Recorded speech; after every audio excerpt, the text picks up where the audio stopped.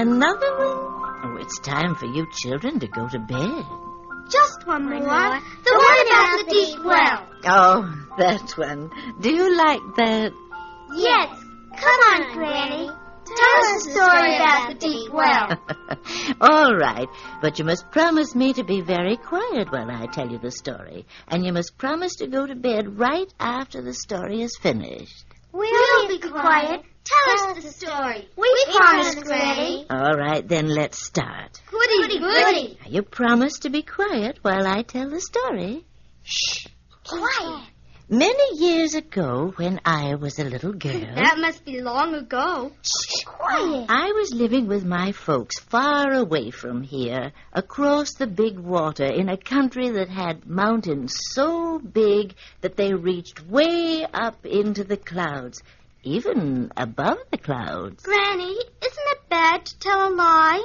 Well, what do you mean? Mountains can't be that high.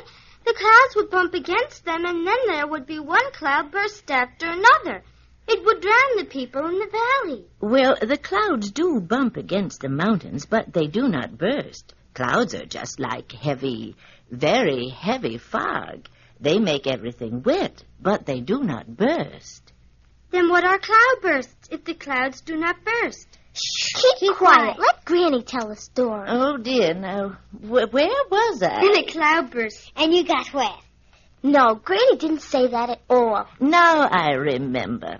In my country, there were high mountains. Now, forget about the clouds if they cause you so much trouble. Anyway, our house was not that far up. In back of the house, we had a deep well. That well was so deep, one needed a long, long rope to let the pail down to the water.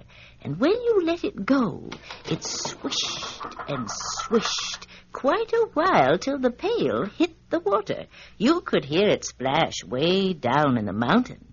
And then you started to turn the crank. Like on an old forge? Quiet. It was a long pull to get the pail up again. You turned and turned the crank slowly, and it seemed that the pail got heavier and heavier. But finally it was up. And there you had nice, cool water, just as cold as from our ice box. Did you throw ice cubes in the well to keep the water cool? Oh, no, that wasn't necessary. The water was so deep in the mountain that the sun could not reach it. No, it was always cool. How deep was that well?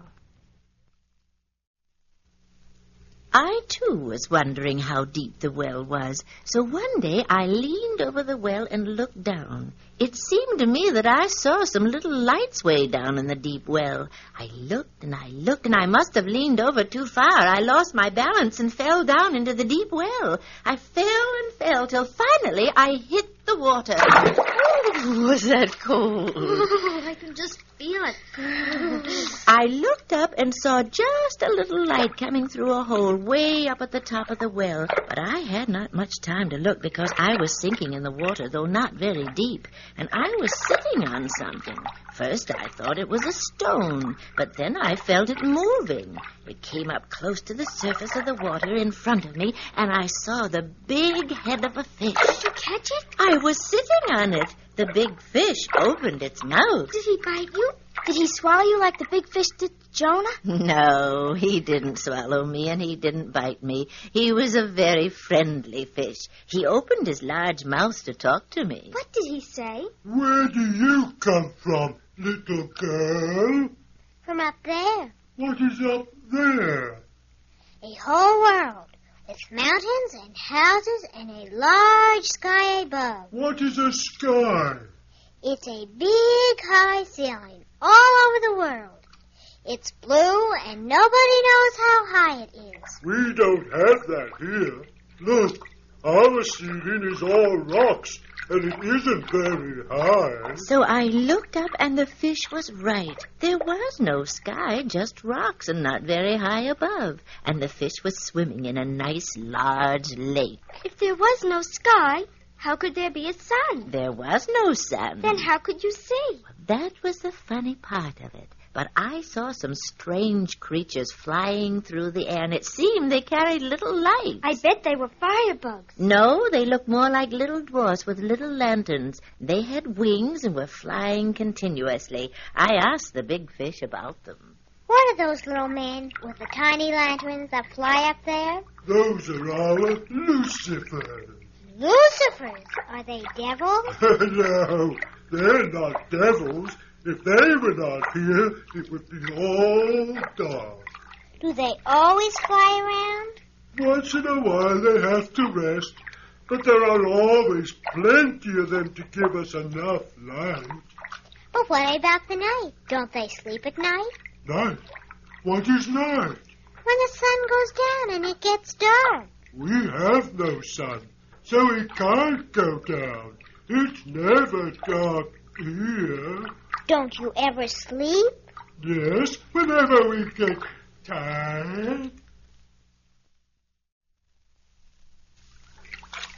Say, Big Fish, I'm getting cold with my legs hanging in the water. I might get sick. All right, I will swim with you to the shore, where that little Lucifer is sitting. I'm afraid of that little Lucifer. Why are you afraid? I don't like the name Lucifer. Lucifer means light bearer, and that's what those little men are. Here we are, and there's little Lucifer. Little Lucifer, help the little girl. All right, all right. Grab my hand, little girl. Careful now. Put your foot on the rock. So, there you are. Oh, your nice dress is all wet. We'll have to dry that. He called more of those little Lucifers with the little lanterns, and they were standing around me, holding their little lanterns against my dress. In a few minutes, it was dry. Then the big fish said, Now take her to the queen. Don't be afraid, little girl. Our queen is a nice, kind lady. Goodbye for now. Then he swam away.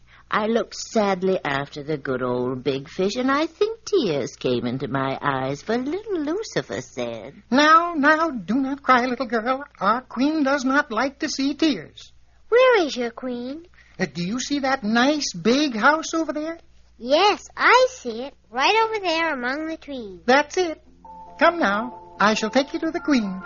How can trees grow here? And this beautiful lawn of flowers? How can all these grow here without the sun? Oh, those are not trees, and those are not flowers, and that is not a lawn. They look like it. What are they, if they are not trees, nor flowers, nor a lawn? They're all stones. The trees are big rocks formed like trees with trunks and branches and leaves. The lawn is made up of little green stones, and the flowers are little stones of various colors. Don't they smell like flowers? Pick one, smell it. It is too hard. It won't break. No, of course not. You cannot pick our flowers like those that grow in your sun. How do you know all about our flowers and trees? Oh, sometimes we fly up through our well and take a look at your world, but not very often.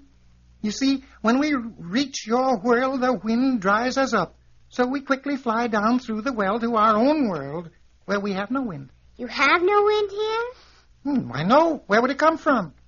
Once in a while, when one of us gets too close to that big dragon, he blows through his nose. And that's about all the wind we have here. Where's the big dragon? Where is he? Over there in that cave in the big rock. You must never go close to him, because he's a bad, bad fellow. He might eat you up. I'm glad you told me that. Oh, we know how to handle him. He lives in the big cave because he doesn't like the light. When one of us gets too close to the cave, he comes out and tries to blow out our little lanterns. Then we play a trick on him and fly to the entrance of his cave. He comes out furious when he sees all those lights, and he crawls way back into his cave.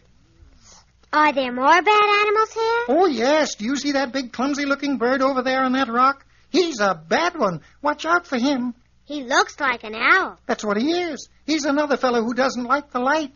But we stay away from him. He's a wise old guy. Look out for him. I don't like owls anyway. Well, here we are at the castle of our queen. Let's knock at the door. When he knocked at the big door, a little door about in the middle of the big door opened, and a squirrel looked out and said,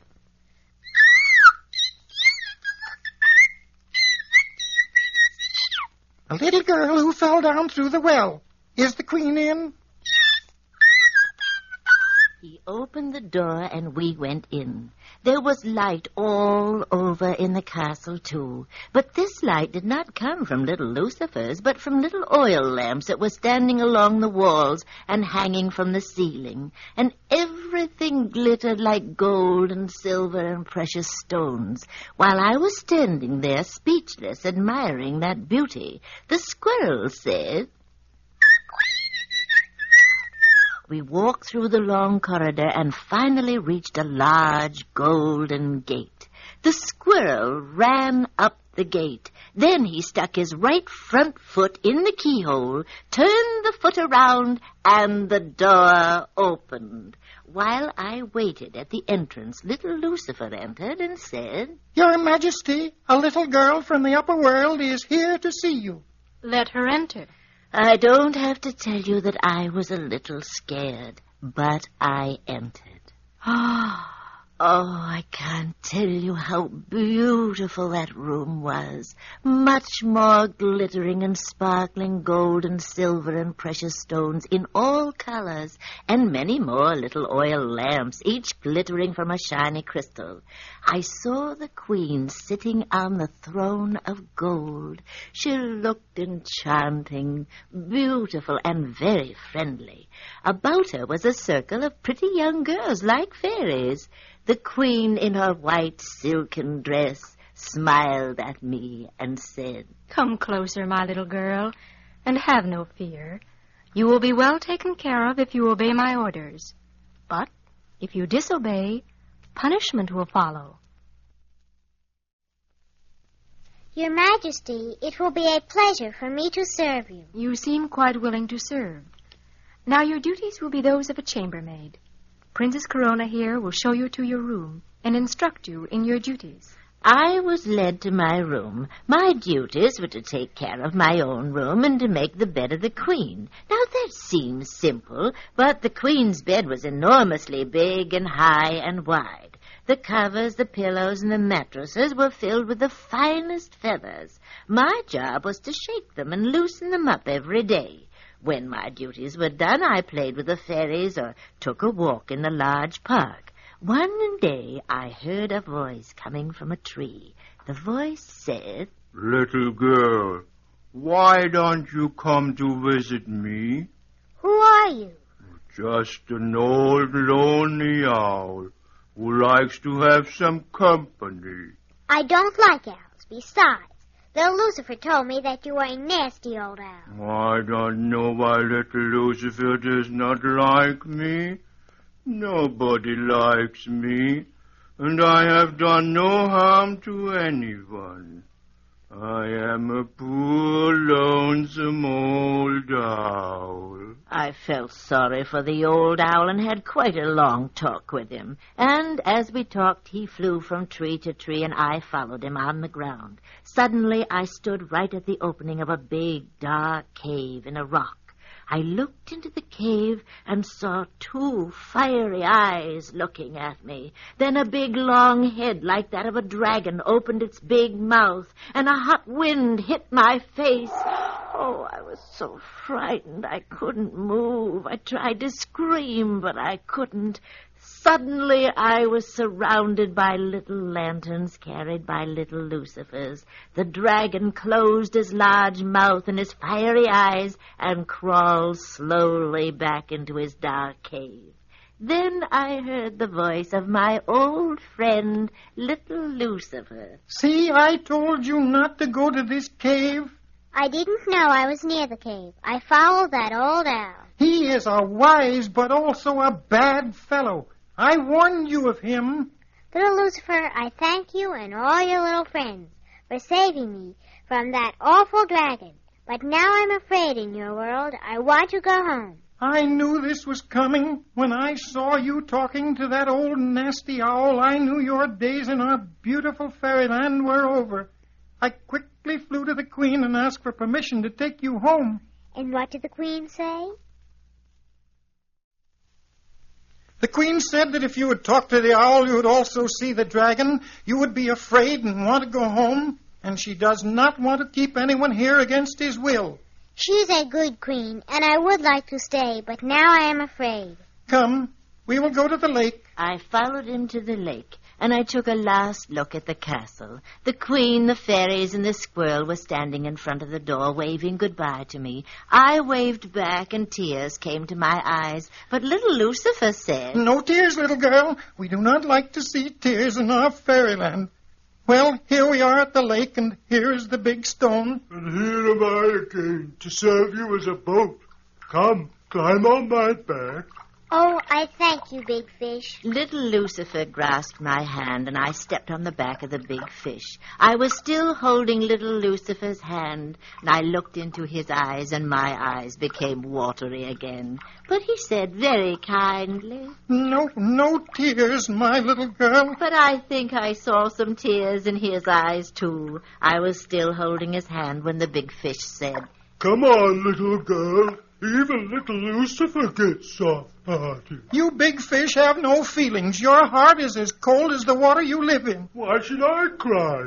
Nobody would notice it anyway, because my face is wet all the time, and nobody can hold my hand because I haven't any.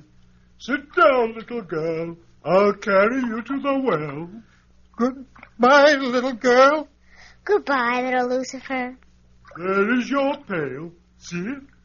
How is it that no one pulls it up? They don't usually leave it down here. 2 of my big brothers are holding it down. Now, quickly, jump into the pail. They are pulling hard on the rope. With a grateful thanks and goodbye, I jumped into the pail. The big fishes let go. The pail rose slowly above the water. I sent a last look at my little Lucifer, who was still standing at the shore, waving to me. I waved back till I disappeared from his sight and went up and up till I reached the top of the well. And there stood my mother, and she nearly dropped me again when she saw me, but I grabbed the edge of the well and jumped into my mother's arms. And that, my children, is the story of the deep well. Did you like it? Oh, they're all asleep. Good night, children. Good night.